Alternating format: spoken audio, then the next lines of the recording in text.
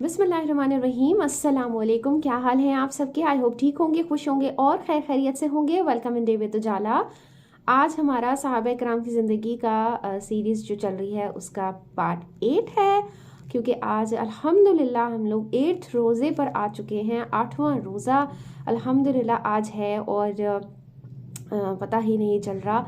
और बस अल्लाह पाक की रहमतें हैं, बरकतें हैं। अल्लाह पाक करें कि सबके ऊपर जो है वो अल्लाह पाक की बहुत सारी ब्लेसिंग्स जो है वो होती रहें। चैनल को अगर आप लोगों ने सब्सक्राइब नहीं किया है तो सबसे पहले कर लें, ब्लॉग को एंड तक देखिएगा।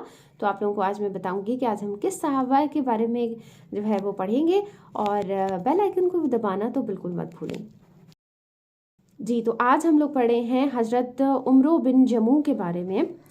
हज़रत उमरो बिन जमू रज़ी अल्लाह ताला अन्हा को ज़माना जहालियत में यसरब का एक अजीम रहनुमा माना था।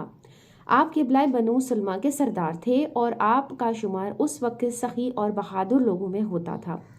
ज़माना जहालत में सरदारान अरब में ये रिवाज था कि हर सरदार के लिए एक खसूसी बुत होता था, जिसे वो बड़े ही एहतमाम से अपने घर में रखा करते थे, ताकि सुबह और शाम उसकी बरकत हासिल करके खुशी के वक्त उसके नाम पर जानवर कुर्बान करें और मुसीबत के वक्त उससे पनाह तलब करें। हज़रत उमरो बिन जमू रज़ी अल्लाह ताला अन्हा के बुत का नाम मना था और उसे बड़ी उम्दा लकड़ी से तैयार किया गया था। घर में इसकी बड़ी निगहदाश्त की जाती और इंतहाई अकीदत के साथ उसे आला किस्म के अतरियात लगाए जाते थे, लाइक इतर, खुशबू जो होती है वो लगाए जाते थे। हज़रत उमरो बिन जमू की उम्र तकरीबन 60 साल थी, जबकि ईमान की किरणें यके बाद दीगर यसरब के हर घर में सना पाशियाँ करने लगी। सबसे पहले मबलग इस्लाम हज़रत मुअस्सिब बिन उमैर रज़ी अल्लाह ताला अन्हु की अनथक कोशिश और तबलीग से हज़रत उमरो बिन जमू के तीनों बेटे माऊज़ रज़ी अल्लाह ताला अन्हा, माज़ रज़ी अल्लाह ताला अन्हा और खलाद रज़ी अल्लाह ताला अन्हा और उनके मुखलिस दोस्त हज़रत माज़ बिन जबल हल्का इस्लाम में दाखिल हुए। अपने बेटों से मुतासिर होकर उनके वालिद माजिद हिंद भी मुसलमान हो गए, लेकिन हज़रत उमरो बिन जमू को इस बात का इल्म ना हो सका कि इनके तमाम अफराद खानाए मुसलमान हो गए हैं। हज़रत उमरो बिन जमू की अहलिया हिंद ने सोचा कि इस वक्त अहले यसरब की अक्सरियत ने इस्लाम कबूल कर लिया है। सरदारान कुरैश में से इनके खाबंद और दीगर चंद अफराद के अलावा सभी दारा इस्लाम में दाखिल हो चुके हैं। बीवी के दिल में बड़ी शिद्दत के साथ ये एहसास पाया जाता था कि कहीं उनका ख़ानदान हालत कुफ्र में ना ही मर जाए। इधर हज़रत उमरो बिन जमू को अंदेशा था कि कहीं उनके बेटे अपने आबा व अजदाद के दीन को छोड़कर मबलग इस्लाम हज़रत मुअस्सिब बिन उमैर रज़ी अल्लाह ताला अन्हु की पैरवी ही ना इख्तियार कर लें, जिन्होंने थोड़ी ही उम्मत में बहुत से अफराद को अपने आबाई दीन से मनहरफ कर दिया, दीन मोहम्मद सल्लल्लाहु अलैहि वसल्लम का शैताई बनाया था। उन्होंने अपनी बीवी से कहा कि हिंद, खबरदार, ख्याल रखना कि कहीं तेरे बेटे मुअस्सिब बिन उमैर के जंगल में ना फंस जाएं। फिर यूं कहा कि हमें उस शख्स के मुताल्लिक कुछ सोचना ही पड़ेगा। बीवी ने अर्ज़ किया, आपका हुक्म सर आंखों पर, लेकिन क्या आप अपने बेटे मुअज़ बिन से वो बात सुनना पसंद करेंगे जो मुअज़ बिन उमैर रज़ी अल्लाह ताला अन्हु के हवाले से बयान करता है? उन्होंने कहा कि बड़े अफसोस की बात है, क्या मुअज़ अपने दीन के मुनहरिफ हो चुका है और मुझे इसका इल्म भी ना हो सका। इस नेक खातून ने जब अपने खाबंद के तेवर देखा तो फौरन बोली कि नहीं नहीं, बेटा तो सिर्फ मुअस्सिब बिन उमैर की किसी एक मजलिस में शरीक हुआ था। जो उस मजलिस में बातें हुई थीं वो उसने ज़ुबानी याद कर ली। तो उसने कहा कि अच्छा, बेटे को मेरे पास बुलाओ। जब मैं बेटा सामने आया तो उससे कहने लगा कि मुझे भी वो सुनाओ जो तुमने मजलिस में सुनकर आए हो। बेटे ने सूरह फातिहा की तिलावत शुरू कर दी, बिस्मिल्लाहिर्रहमानिर्रहीम, और उसके बाद सूरह फातिहा की सूरह फातिहा है पूरी, अल्हम्दुलिल्लाहि रब्बिल आलमीन।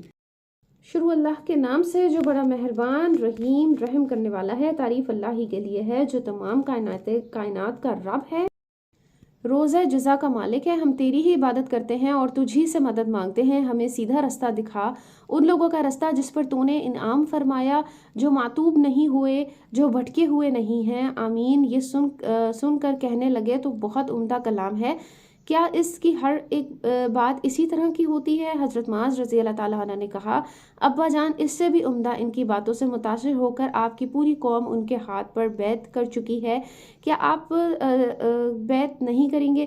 بیٹی کی یہ بات سن کر تھوڑی دیر خاموش رہے، پھر کہنے لگے کہ میں تو اتنا بڑا اقدام اپنے معبود متاثر سے مشورہ کیے بغیر نہیں کر سکتا، دیکھتا ہوں کہ مجھے اس سلسلے میں کیا حکم آتا ہے۔ بیٹے نے کہا ابا جان یہ ممکن نہیں کہ منع آپ سے کوئی بات کرے، یہ تو ایک لکڑی کا بنا ہوا بت ہے جس میں نہ سننے کی صلاحیت ہے نہ ہی جواب دینے کی۔ باپ غصے سے بولا میں نے تجھے ایک دفعہ کہہ دیا کہ میں ہرگز اس تک کوئی فیصلہ نہیں کروں گا جب تک کہ میں منع سے مشورہ نہ کر لوں۔ حضرت عمرو بن جمو اٹھ کر منع کی طرف گئے۔ ان کا یہ معمول تھا کہ جب کبھی اپنے معبود منع سے کوئی بات کرنا ہوتی تو اس کے پیچھے اوٹ میں ایک بڑھیا عورت کو کھڑا کر دیتے تھے۔ اس سلسلے میں ان کا یہ خیال تھا کہ بڑھیا میرے ہر سوال کا جواب دیتی ہے جو منع کی طرف سے اس کے ذہن میں القاء کیا جاتا ہے۔ پھر وہ منع کے سامنے اپنی ایک ٹانگ کے بل سیدھے کھڑے ہو گئے کیونکہ ان کی ایک دوسری ٹانگ لنگڑی تھی۔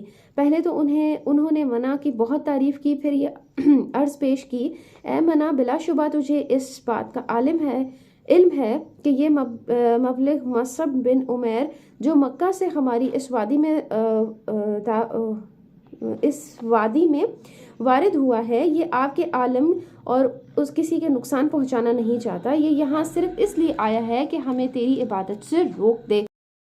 مجھے یہ بات مناسب معلوم نہیں ہوتی کہ یوں ہی اس کے ہاتھ پہ بیعت کر لوں، حالانکہ میں نے اس کی بہت عمدہ باتیں بھی سنی ہیں۔ آج ہی میں اسی سلسلے میں آپ سے مشورہ کرنے آیا ہوں، از راہ کرم میری رہنمائی فرمائیے، میں بہت پریشان ہوں۔ لیکن منع کی طرف سے کوئی جواب نہ آیا۔ یہ صورتحال دیکھ کر بڑے افسردہ ہو کر کہا کہ میرے پاس منع شاید آپ ناراض ہو گئے، میں آپ سے وعدہ کرتا ہوں کہ آئندہ ایسی کوئی بات نہیں کروں گا جو آپ کو ناگوار گزرے۔ آپ ناراض نہ ہو، میں چند دن تک آپ کے پاس آؤں گا تاکہ آپ کا غصہ ٹھنڈا ہو جائے۔